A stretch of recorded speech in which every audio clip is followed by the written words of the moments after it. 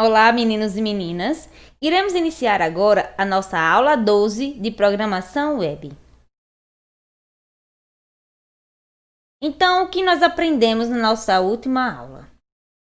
Nós vimos as caixas de entrada específica, certo? No caso, iniciamos pelas caixas de e-mail, telefone, URL. Nós vimos as caixas de data e hora. Vimos caixas de senha e aprendemos que normalmente os navegadores utilizam símbolos para ocultar o conteúdo das caixas de senha. No caso, esses símbolos são asterisco ou círculos. Vimos também as caixas de texto longo, que servem para coletar um texto com várias linhas, podendo utilizar o elemento text e área. Hoje iremos iniciar o nosso estudo através dos checkboxes.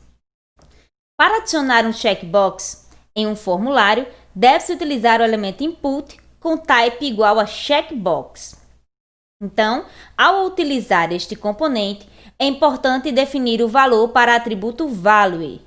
No envio do formulário, este valor é transmitido ao web server se o checkbox correspondente estiver marcado. Então, aqui nós temos um exemplo de um checkbox no código HTML. Então, aqui o type vai receber checkbox e o value vai receber sim, porque vai estar marcado. Então, eventualmente, é interessante agrupar determinado conjunto de checkbox. E aqui eu trouxe um exemplo para vocês. Considere um formulário que coleta as linguagens de programação que os usuários conhecem. Para cada linguagem, podemos definir um checkbox. Então, para agrupar os checkboxes, basta definir o atributo name com o mesmo valor para eles.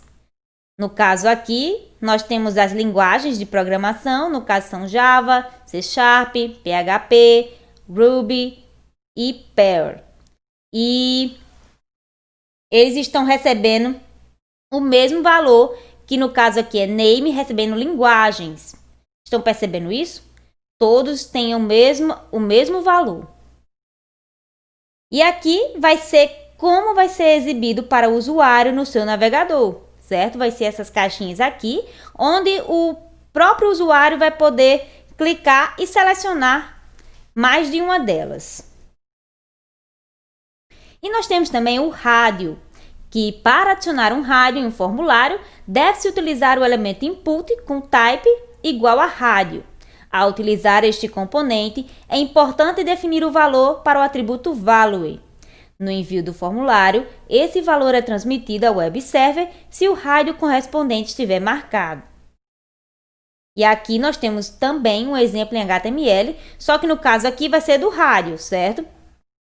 O type vai receber rádio e o value aqui no caso deste exemplo vai receber masculino. Então, eventualmente, também é interessante agrupar determinados conjuntos de rádio. E eu também trouxe um outro exemplo para vocês. Considere um formulário que coleta o time preferido dos usuários. Para cada time, podemos definir um rádio. Para agrupar esses rádios, basta definir o atributo name com o mesmo valor para eles. No caso aqui, eu tenho um exemplo em HTML, certo? A respeito do rádio, e todos eles vão receber o mesmo valor, time preferido, percebe? Então aqui name vai receber time preferido em todos eles. No caso o time vai ser qual? São Paulo, Barcelona, Milan, Manchester United, Bayern de Munique. E desta forma aqui é que este código vai ser apresentado no seu navegador para que o usuário tenha acesso e possa selecionar o time preferido dele. Então, por padrão, quando um formulário é exibido para os usuários, os checkboxes e os rádios não estão marcados.